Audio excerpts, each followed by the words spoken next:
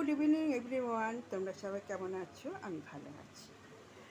তবে আজকে সকালে আমি তোমাদের মর্নিংটা মানে জানাতে পারিনি, কারণ হচ্ছে বাড়িতে একটু মিস্ত্রি কাজ করছিল, তার জন্যে একটু ওদিকটা একটু ব্যস্ত হয়েছিলাম। আর তার মধ্যে যদি আমি ভিডিও করি, একটু দেখো সব কিছু তো সবার সমান না। দেখো যাদের ঘরে মানে লোকেরা পছন্দ করে, মানে বাড়ির কর্তা পছন্দ করে করে হ্যাঁ, যে যখন তখন ভিডিও করুক সেটা মেনে নেয়, কিন্তু সবার বাড়ি কি কর্তারা কি মেনে নেবে? মেনে নেবে না।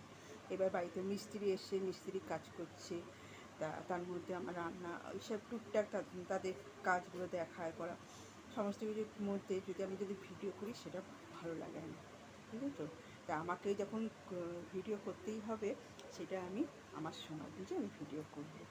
তা বাড়ির লোকেদের অসুবিধা করে আমি সেটা করতে চাই না। আর কাজের মধ্যে ফট করে একটা ক্যামেরা অন করে ভিডিও করা সত্যি একটা বিচ্ছিরি ব্যাপার হয়ে যায়। তা যাই হোক, কালী পুজো চলে গেল, এবার আগামীকাল ভাইফোঁটা। ভাইফোঁটার জন্যে এবার তোড়জোড় শুরু হবে।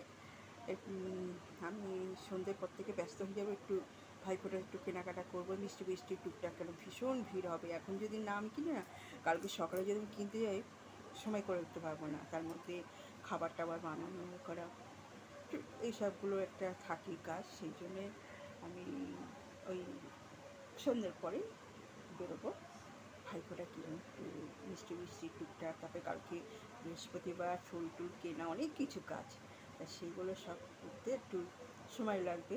তাই তোমাদের এখন একটু গুড ইভিনিং জানিয়ে দিলাম। আর তোমরা ভালো থেকো, আর কালকে ভাইফোঁটাটা খুব সুন্দর মানে আনন্দ করো দাদা ভাইদের নিয়ে।